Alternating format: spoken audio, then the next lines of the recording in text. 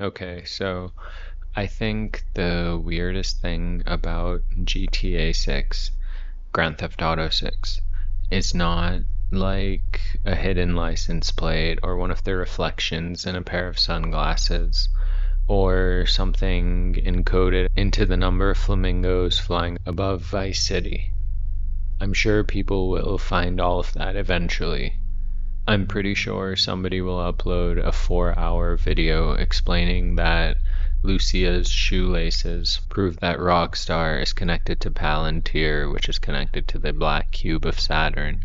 But yeah, there will probably be diagrams, red circles, a man who sounds like me speaking urgently over footage slowed down to 7%. And I know that because I do it myself. 7% is good. Um, I think the oddest stuff is already happening in plain sight. Rockstar Games has named a Thursday in November, and millions of people have agreed that this is the night an invisible city becomes real. Grand Theft Auto 6 is currently scheduled to release on November 19th, 2026. The franchise has sold more than 470 million copies. I think GTA 5 by itself is already approaching it's somewhere close to 230 million. And the second trailer, the last time I checked, had like more than 400 million views across platforms during its first day. For me, those numbers belong less to a normal video game release and more to some kind of major planetary event involving cars, guns, and an honestly questionable amount of simulated Florida. I don't know why that's so weird to say. Simulated Florida, simulated Florida. There are people who are going to take time off work. I know quite a few of them. Friend groups will start disappearing into private calls. Streamers are gonna stay awake until their faces start getting that weird police sketch look. I promise you parents are going to buy TVs and put them in rooms where TVs have no business being.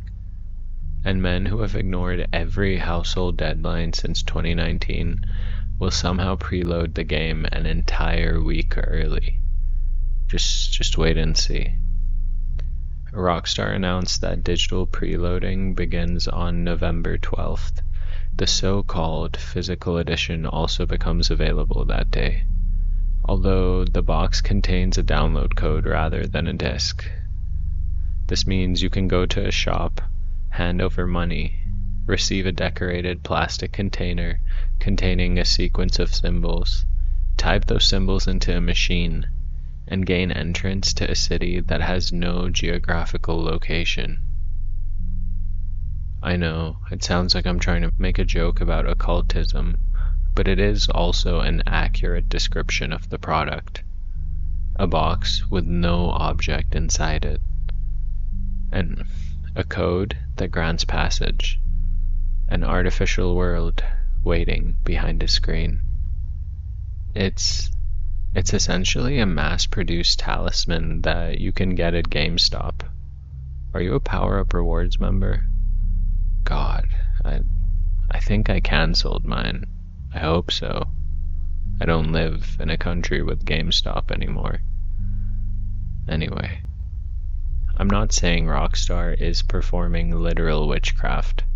I'm not gonna accuse a motion capture technician in Scotland of opening the gates of hell because he animated realistic sweat on a nightclub dancer. Although if there was a way to open the gates of hell, maybe that digital sweat is the way. I don't know.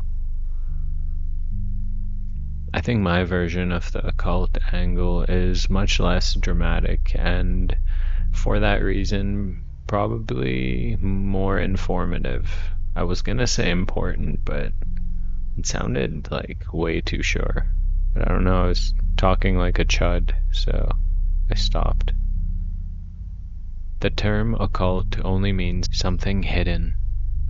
The hidden thing here is the machinery of attention, fantasy, and desire surrounding GTA. The game doesn't have a ritual inside it. The release already looks like one to me. Millions of people will enter the same symbolic place at roughly the same time. They'll use designated objects to cross the threshold. There's a calendar, an initiation period, an official iconography, extensive preparation, and a community that has spent years interpreting fragments of revelation delivered by a remote institution that almost never speaks. Someone might want to kill me for saying this, but I feel like Rockstar might be the only modern priesthood where the followers become more devoted the less information you give them. But I guess we could say that about Valve too, because I've been waiting for Half-Life 3 for most of my life, so yeah, good times.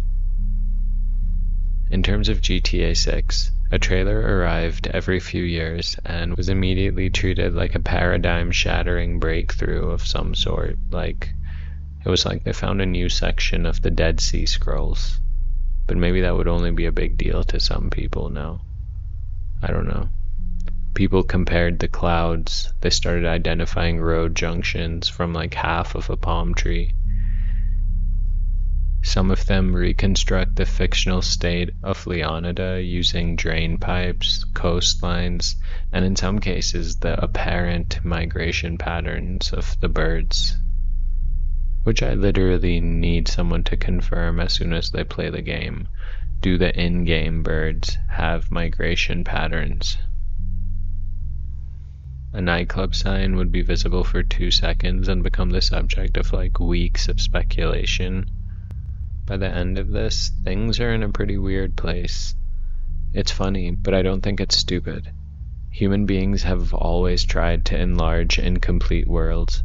We receive a tiny fragment and begin building around it, whether it's myth, gossip, conspiracy, fandom, or history. They all depend on this ability. The imagination seems to hate a vacuum. Rockstar understands this and has developed a marketing strategy based mostly on just leaving the room.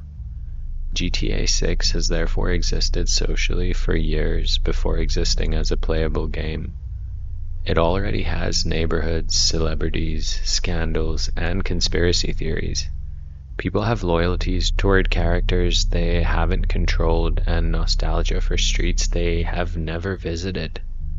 Vice City is not physically real, but neither is money in the way a chair is real, and money has managed to keep itself busy, right? The invisible city has acquired weight through agreement, and to me, that is the first properly occult feature of GTA 6. Now I know I talk about this a lot, but there is an old occult idea called an egregore. The exact meaning changes depending on which eccentric book you happen to be reading at the time, but the basic idea is that sustained collective attention can produce something resembling an independent psychic entity. A group creates a symbol, tells stories about it, feeds it emotion, and eventually finds itself influenced by the thing it created. This can be taken literally, although I wouldn't recommend organizing your life around every literal interpretation produced by 19th century occultists. That can get you into some very messed up situations. We can talk about it sometime if you want. Many of these men were taking dangerous amounts of laudanum while communicating with Egypt. The idea works perfectly well as social psychology. A country is partly an egregore, so is a corporation, a football club, a political party, and a celebrity. These things exist because people agree to behave as if they exist, but once established, they begin directing human behavior. A corporation has no nervous system, yet it can acquire land, issue statements, destroy a river, and make an adult apologize to it in a court of law. Rockstar owns the property, but it doesn't fully own what the property has become. The games have passed through so many generations of players. People attach childhood memories to them, make friends through them, create careers discussing them, and remember entire periods of life through their radio stations. GTA 5 was released in 2013. I was living in Chicago at the time. It was a very big game there, but we can talk about Chirac another time. By the time GTA 6 arrives, some players will have gone from childhood to adulthood between installments. Others have married, divorced, had children, moved across countries, lost parents, changed religions, and developed lower back problems. While Trevor Phillips remained exactly where they left him. 13 years is long enough for a game to stop feeling like a sequel and start feeling like the return of something bigger. The anticipation now feeds itself. Fake leaks generate real excitement. Anger about delays increases visibility. Complaints about marketing become marketing. A person uploads a video declaring that they are no longer interested, places GTA 6 in the title and thumbnail, speaks about it for 44 minutes, then returns the following afternoon with supposedly new information about planned DLC. I think the game consumes resistance as easily as enthusiasm. That is how large thought forms behave. Once they reach a certain size, nearly every reaction becomes nourishment. It doesn't matter if it's praise or fear or mockery. All of these feed them. The worst thing you can do to such an object is to ignore it, which is why the internet has made genuine opposition nearly impossible. We oppose things publicly, repeatedly, and in high definition. Nobody at Rockstar has to believe in egregores. They've built one anyway, complete with merchandise and pilgrimage dates. Rockstar describes the setting as the darkest side of the sunniest place in America. Jason and Lucia, the protagonists, become caught inside a criminal conspiracy after an easy score goes wrong and have to depend on one another to survive. That's all we officially know about the central plot, and it's enough to establish the basic image. Paradise on top, underworld below. I think Vice City is beautiful in the aggressively commercial way that Miami's modern idea of paradise is beautiful. Neon on wet roads, palm trees, clear water, expensive skin displayed beside expensive cars. Everybody appears to be either arriving at a party or fleeing a felony. I know this is an old name, but I mean, it's almost insultingly direct, right? Vice City. The place isn't luring you into sin under a false identity. It's literally in the name. Vice, however, is more interesting than simple wickedness. A vice is an appetite that has escaped its proper proportion. Its proper proportion. That was weird. Proper proportion. Try saying that a bunch of times. It's fun. Money is useful until the acquisition of money begins eating the life it was supposed to improve. Pleasure is pretty natural until pleasure requires constant escalation. Recognition is comforting until being unseen for 15 minutes feels like death. I don't know if you've ever been there, but it's a pretty rough place. Vice City is an entire society arranged around escalation. The first car is transportation. The second is success. The third exists because another player has one with better doors. The apartment becomes a penthouse. The penthouse needs a garage. The garage needs rare vehicles. And the rare vehicles need security because the world is full of people who want your stuff. I think this is where GTA satire becomes compromised. The games have always ridiculed advertising, property worship, wealth, celebrity, weapons, corporate stupidity, and the belief that the correct purchase will heal an internal wound. Rockstar then goes on and sells an Ultimate Edition containing special vehicles, apparel, weapons, and other premium objects distributed throughout the story. The game points at the consumer and laughs. This is a way people often control or manipulate a situation. From within the chaos, they act like they're above it, and that's what they're doing. The game points at the consumer and laughs, then opens a second checkout lane. This isn't a complete failure of the satire, but it's almost too perfect. Rockstar isn't standing outside consumer culture with clean hands. It's just waist deep in the same poop swamp, selling limited edition poop swamp goggles. There was a period when counterculture imagined that exposing the absurdity of capitalism would weaken it. I think that turned out to be a little optimistic. Capitalism can sell the exposure. It can print the criticism on a shirt, offer a few colors, and charge extra for distressed fabric. GTA is one of the finest examples of this trick. It lets us recognize the emptiness of consumer life while enjoying a particularly elegant simulation of consumer life. We laugh at a fictional man who measures his worth through cars, then spend 2 evenings earning a different car because ours has become embarrassing. Now, if you don't play GTA, this might not make sense to you, but if you know someone who does or have played it yourself, I think you'll get it. And if you don't, maybe watch a 10-minute video of someone playing just to understand what we're talking about. But all of the satire doesn't free us from the ritual. It's just adding humor to the whole thing. That may be part of why GTA feels more honest than most entertainment.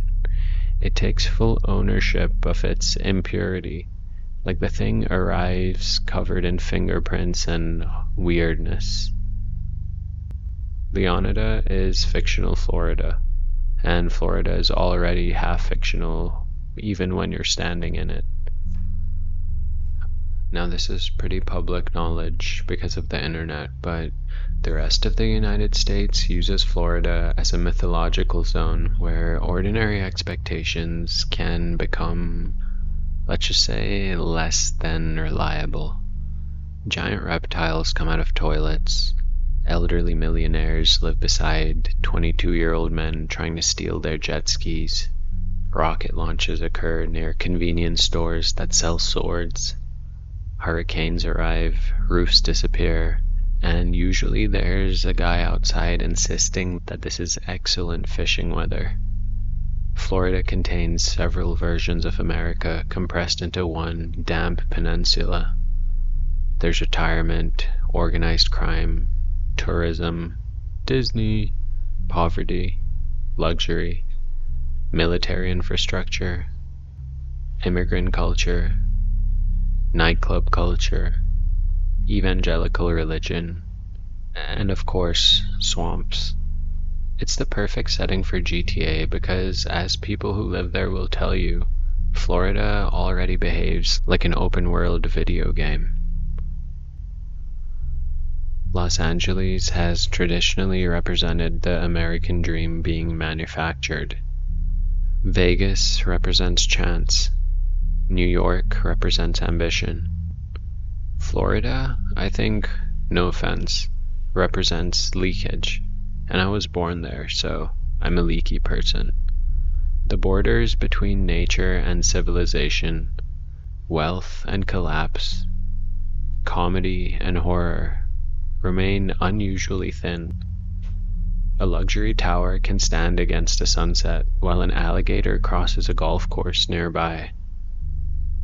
The gators are not impressed by the property value, and the ocean doesn't care about someone's investment portfolios or their yacht. A hurricane can reduce decades of status competition to a line of people asking where to buy batteries. This gives Vice City an almost alchemical quality. The artificial and the ancient are being forced into the same vessel. Neon sits over swamp water. Social media influencers perform within a landscape that would swallow them if they were there without modern amenities. The trailers constantly show this collision. There's human spectacle appearing right beside animals, weather, and water. The official cover includes boats, aircraft, guns, luxury, and an alligator, which is roughly Florida translated into imagery. I'm just saying. I'm not going to claim the alligator represents a Mesopotamian devouring god. I think it represents an alligator, but it also carries the symbolic force alligators have carried since human beings first encountered large armored reptiles who were just waiting to eat you silently under the water. The thing below the surface has teeth. You don't need a secret society to find meaning in that. Vice City presents itself as a place of permanent visibility, where people broadcast their lives and convert every humiliating event into content. Meanwhile, the landscape contains swamps, deep water, night, and animals that disappear when they stop moving. Half the city wants to be watched. The other half survives by remaining unseen. That's already a spiritual conflict. And there's this idea from the Russian writer Mikhail Bakhtin about carnival. During carnival, ordinary social arrangements were temporarily overturned, respectability weakened. Bodies, appetite, ridicule, and chaos took over. The fool could mock the king. People wore masks, behaved badly, and then returned to ordinary life after the festival ended. The important detail here is that carnival had a boundary. Chaos was given a place and a time, kind of like the purge. It could enter society without pretending to be the whole of society. GTA functions like carnival, stripped of the closing ceremony. The player enters a world where law becomes a toy, property becomes temporary, and death loses most of its authority. A person who spent the day answering polite emails can spend the evening stealing a police helicopter while wearing swimming trunks. The system permits this, records it as entertainment, and repairs the damage after the player leaves. Some of this obviously could be considered healthy play. Human beings need spaces where ordinary identity loosens. We tell dark stories, attend loud concerts, play violent sports, watch horror movies, and make jokes at funerals because consciousness can't survive on approved behavior alone. I think the problem arrives when carnival stops returning us to normal life and begins replacing it. I think GTA Online has already demonstrated how easily a temporary playground can become a permanent parallel economy. There are properties to manage, objects to collect, businesses to operate, and memberships offering ongoing benefits. The fictional world keeps generating obligations, which is slightly impressive considering many people entered it to escape obligations. You log in for freedom and discover 3 businesses need supplies. It's kind of odd. The digital carnival comes with admin work and daily to-dos. This is funny until it becomes familiar. Modern entertainment often recreates the very conditions people use entertainment to escape. Games include jobs, currencies, schedules, status competition, and social hierarchies. A person leaves an exhausting workplace, opens a game, and begins working toward a vehicle before it leaves the store rotation. The labor feels different because it occurs voluntarily and produces clear rewards. Real work may involve months of effort followed by a meeting about improving morale. The game gives you a progress bar. The bar moves, and our silly brains weep with gratitude. You could say that's one of GTA's deeper appeals. The criminal fantasy is pretty obvious, but under it is the fantasy of legibility. The world tells you what matters. The mission has an icon. The reward has a number. Failure can be repeated without consequence. An enemy doesn't send ambiguous messages back and forth on LinkedIn for 6 months and then explain that the position has been restructured. The game behaves as though action and consequence are still best friends. I think real life is much less considerate, especially in the world we live in right now. Now, to some this might be overthinking, but I feel like open world games produce a very odd spiritual position. The player enters a complete reality without really belonging to it. You already know the city has been constructed and its inhabitants don't. You can see the map, understand the rules, and leave the universe by pressing a button. From the perspective of an ordinary non-player character, or NPC, the protagonist is supernatural. Consider the life of an NPC in GTA. He leaves home, drives to work, and stops at a traffic light. Lucia arrives at high speed in a stolen speedboat that shouldn't be on this road. She exits without explanation, steals his car, changes jackets in the middle of the street, and drives into a pharmacy. The man reports the crime. Police shoot Lucia several times. She dies. 20 seconds later, she exits a hospital and steals his replacement car. Now the NPC doesn't see this as crime. He's literally experiencing mythology, at least from my perspective. The player possesses a body, abandons it during loading screens, returns from death, alters time through saved games, and remembers timelines that no longer exist. We've normalized this because game mechanics become invisible through familiarity, but the basic arrangement is completely insane. The word avatar comes from the idea of a higher being descending into embodied form. Digital culture borrowed the term because it understood the relationship intuitively, I think. The player remains outside while acting through a body within the artificial world.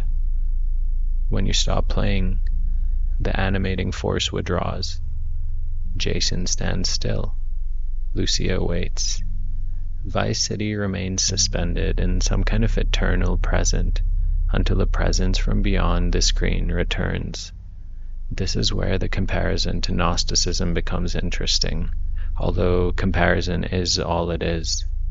Several ancient Gnostic traditions imagined the world as a lower constructed order governed by powers that its inhabitants didn't fully understand.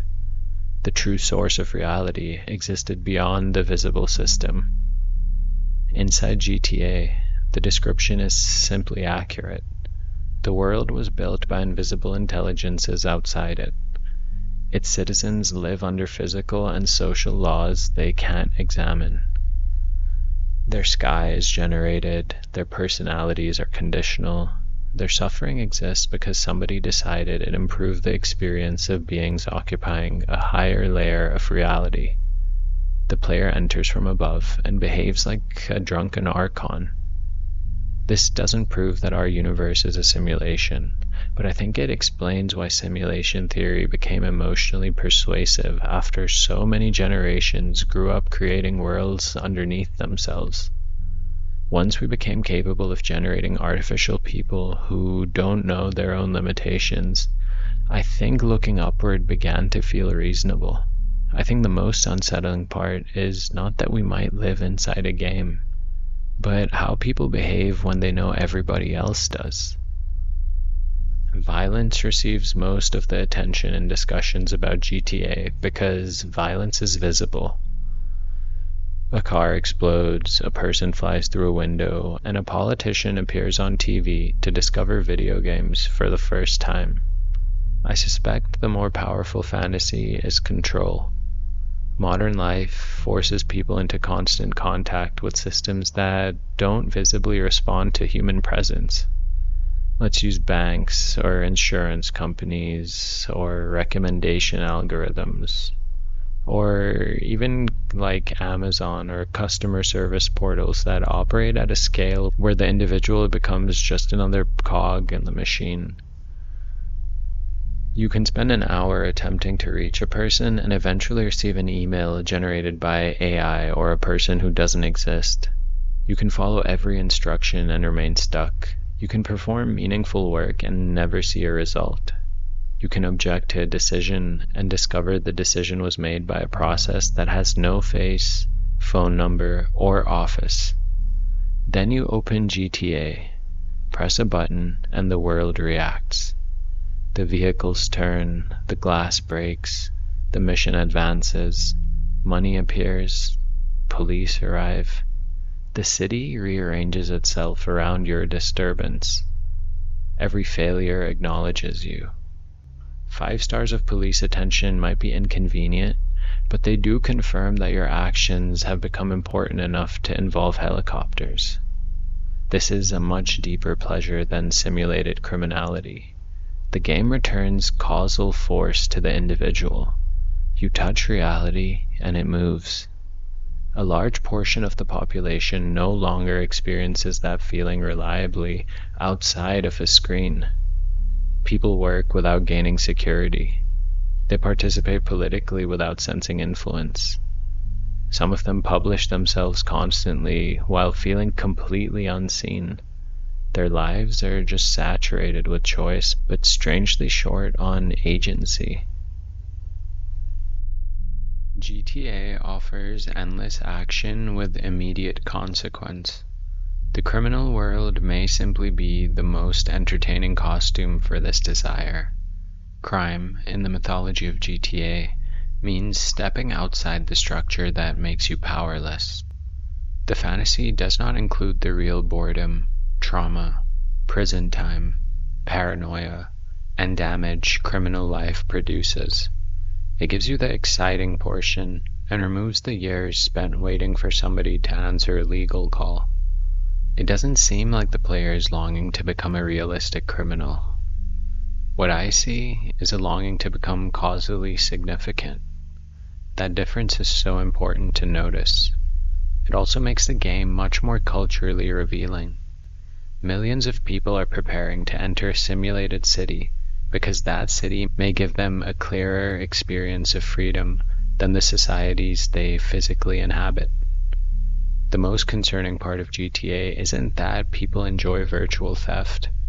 It's that ordinary life has become so unresponsive that virtual theft can feel like genuine spiritual relief. There is one uncomfortable part of this that I don't want to avoid just because some people I know are playing the game. It's okay. The hours spent inside Vice City are still hours from an actual human life. They don't become fake simply because the environment is fake. Your body remains in the room and your attention is occupied. The evening passes. Somewhere outside the screen, real abilities, relationships, health, and surroundings remain more or less where you left them. I think this becomes especially strange when the simulation contains simplified versions of the things the player wants in reality. You can improve a virtual body, earn virtual money, purchase a virtual home, collect virtual cars, build a criminal business, and increase the status of a character who cannot exist without you. Meanwhile, the person holding the controller may be physically uncomfortable, financially stuck, and increasingly detached from the life that continues after the console turns off. I'm not saying every hour of entertainment has to become some kind of productivity ritual. That would be ridiculous. That mentality is miserable in its own specific way. People need play, stupidity, rest, and evenings where things just aren't optimized. GTA doesn't have to justify itself by teaching accounting or curing your childhood trauma. Still, 500 hours is 500 hours. That amount of time could change a body, develop a serious skill, deepen a friendship, produce a large piece of art, or make somebody noticeably better at almost anything. Inside GTA, it may produce an impressive garage that disappears when a company eventually closes a server. This comparison isn't meant to shame anyone. I have lost entire evenings inside games, and I know friends of mine who will almost certainly lose some inside this one. The point is just to remember which side of the screen is supposed to receive the majority of your life force. A simulation should occasionally send you back into reality with more energy, curiosity, or even connection. When it steadily consumes the energy needed to improve the life you're escaping from, the arrangement starts looking very parasitic. GTA offers a cleaner version of progress than real life. I get it. The goals are visible, the rewards arrive quickly, and restarting is always available. Actual self-development is slow, repetitive, and embarrassing. Nobody plays triumphant music because you drank enough water for 3 weeks, or finally answered an email you were avoiding. The ordinary work of becoming a stronger person rarely ever feels cinematic. That's probably why it's easier to invest deeply in a character. The character improves on command, but your real life keeps arguing back. The danger isn't that the game will turn somebody into a criminal. A more realistic danger is that it can provide such a convincing sensation of movement that a person stops noticing that they're standing completely still. You can become rich, armed, respected, and beautifully dressed inside the simulation, while the real person becomes tired and increasingly absent. The avatar receives the discipline, ambition, and attention that might have transformed the player. Enjoy Vice City. Explore it. Drive irresponsibly. Investigate the swamp. Spend an unreasonable amount of time selecting clothing for a fictional criminal. Just please don't accidentally give the most alive years of your life to somebody who only moves when you touch a controller. Previous GTA games mocked advertising, television, and celebrity culture. GTA 6 enters a stranger media environment, one where everyone has become a broadcaster, and the old boundary between public spectacle and normal life has almost completely collapsed. The trailers show endless phone footage. People dance on cars, argue in public, display wealth, evade police, and perform chaos for an audience that may or may not exist yet. This is necessary because Rockstar can no longer parody American life without parodying the camera through which American life seems to now understand itself. People once did foolish things and hoped nobody saw them. Now the possibility of being seen may be the reason the foolish thing happens in the first place. The event exists to generate the image. I think that's a major spiritual reversal. An experience used to occur first and become a memory afterward. Increasingly, the imagined future image begins directing the experience before it happens. A restaurant is chosen because it photographs well. A relationship becomes valuable partly through its public presentation. A political opinion gets shaped into content before it has been fully thought. Camera is no longer serving as merely a recording device for the ritual. It seems like the camera is the tiny god receiving the ritual. GTA 6 appears to understand this. Vice City is filled with people sacrificing dignity to visibility, although the sacrifice often produces money, which makes the arrangement difficult to criticize from inside it. This is close to what Guy Debord called the spectacle. Social life becoming mediated through images until representation begins replacing direct experience. Jean Baudrillard took the problem further into hyperreality, where simulations no longer copy reality in a simple way because reality itself has started behaving like a copy. GTA seems to be entering that loop. A bizarre event happens in Florida. People online say it looks like GTA. Rockstar recreates the type of event inside GTA. Players record themselves interacting with the recreated event and upload it. Other people copy the performance because it looked entertaining in the game. Reality supplies material to the simulation, and the simulation seems to be sending instructions back. At some point, the snake stops eating its tail and begins reviewing the meal on TikTok. Rockstar also has the problem that real life moves faster than satire. The developers can spend years inventing an absurd politician, scam, influencer, or public incident, only for reality to produce something considerably worse before the game is finished. GTA used to exaggerate America. Now it seems like America keeps trying to spoil GTA. Now let's talk about the nature of karma in a world with autosave. A GTA city repairs itself with impressive emotional speed. Cars return, damage disappears, and police lose interest. The dead are removed long before they lower property values. The player is permitted to act inside a world that forgets. That creates a super weird version of consequence. The action occurs, produces stimulation, and then vanishes from the environment. The nervous system still experienced the intention, timing, and reward, but the world clears the evidence. This is where conversations about game violence usually become pretty tedious. One side insists games directly manufacture violent people. The other points out, correctly, that millions of players do not become criminals, and then behaves as though this ends every possible psychological discussion. Media can shape us without forcing literal imitation. A romantic film doesn't need to make somebody reenact the plot in order to influence their expectations of love.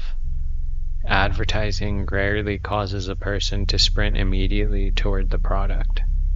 Repeated exposure changes familiarity, desire, emotional association, and what begins to feel normal. Games train attention because everything we repeatedly do trains attention. GTA may develop navigation, improvisation, timing, persistence, and curiosity. It can also normalize acquisition, suspicion, domination, and the treatment of other bodies as mere scenery or elements of the storyline. The balance will vary according to the person, the way they play, and the role the game occupies in their life. I think karma is pretty useful here when separated from the childish idea that the universe hands out prizes and punishments, like some kind of spiritual arcade machine. Intentional action ends up shaping the person acting, and repetition ends up creating ease, and attention creates grooves. The external world of GTA resets, but the player carries the session out.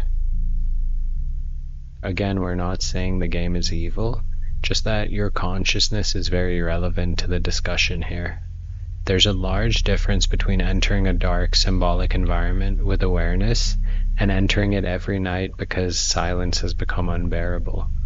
Play can reveal the shadow, but it can also give the shadow somewhere comfortable to avoid being examined. You can learn something about yourself through the way you behave when consequences disappear. Some people instantly create destruction. Some obey traffic rules in a game literally named after stealing vehicles.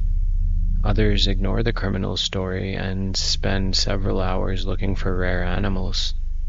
A man may buy GTA 6 expecting an outlaw fantasy, and discover that his deepest suppressed desire is owning a clean apartment near the beach. I think that's still some kind of shadow work.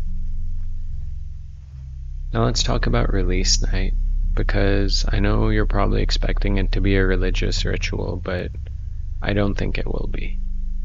A commercial launch doesn't become sacred because people are excited, and I'm not placing a Rockstar pre-order in the same category as prayer, pilgrimage, or communion. It will have ritual structure though. Ordinary time will lead toward a designated threshold. Participants will prepare the required objects. Some will gather physically, many through Discord and streams. The screen will display familiar symbols. Music will announce the crossing. And an inaccessible world will suddenly become available. The transition will feel meaningful because everybody knows other people are crossing at the same moment. Entertainment companies have become so skilled at manufacturing this kind of secular, sacred time.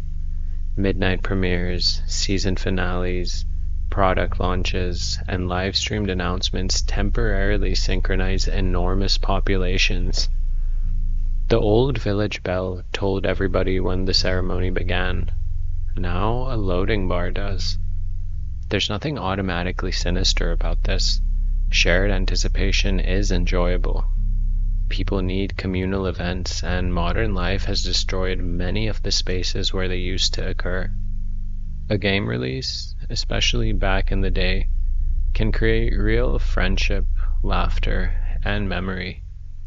I think the occult interest lies in seeing where our ceremonial instincts have gone. Modern people often describe themselves as rational, secular, and free from superstition. They still wait for revelations from hidden developers.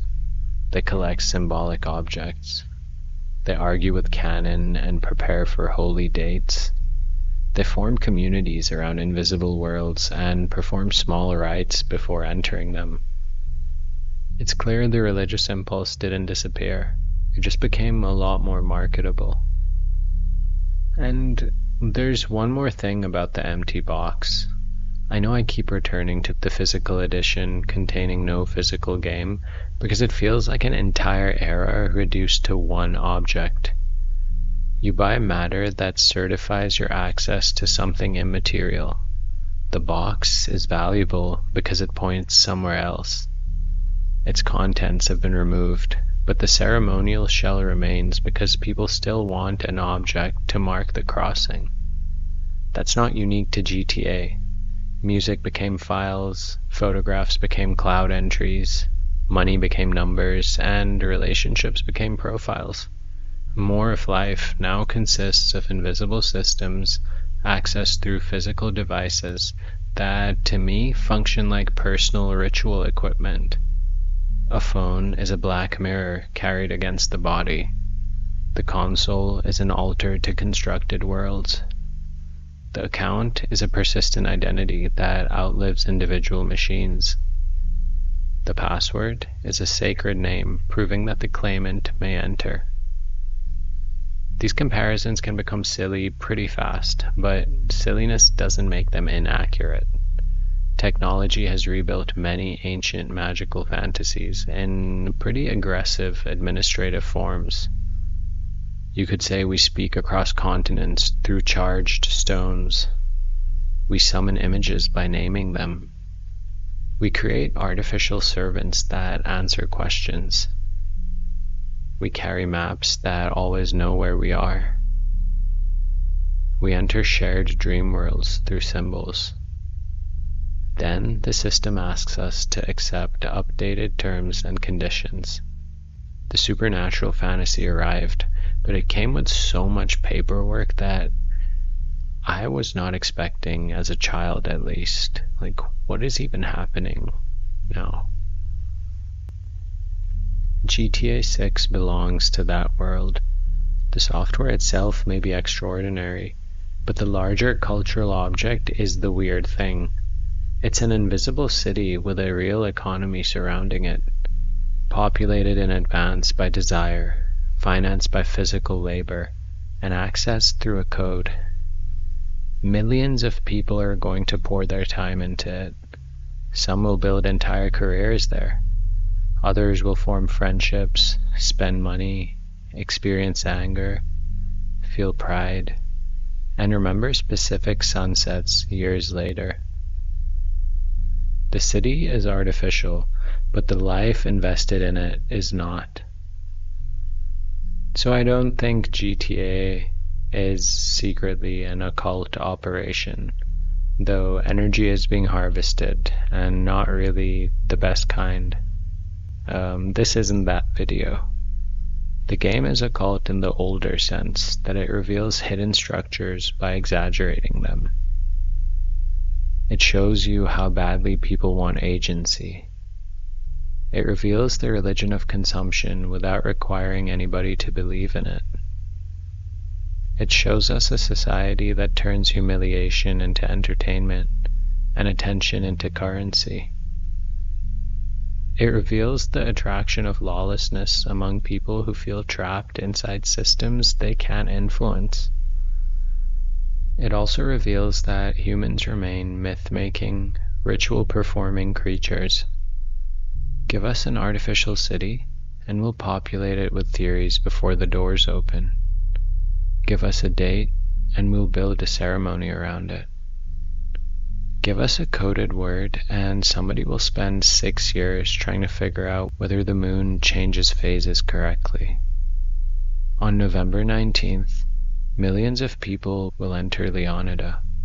For a while, they'll live in the same dream of palm trees, money, danger, love, escape, and total responsiveness. Every moment will cause something. Every mission will point somewhere. The world will answer when touched. Then the console will turn off.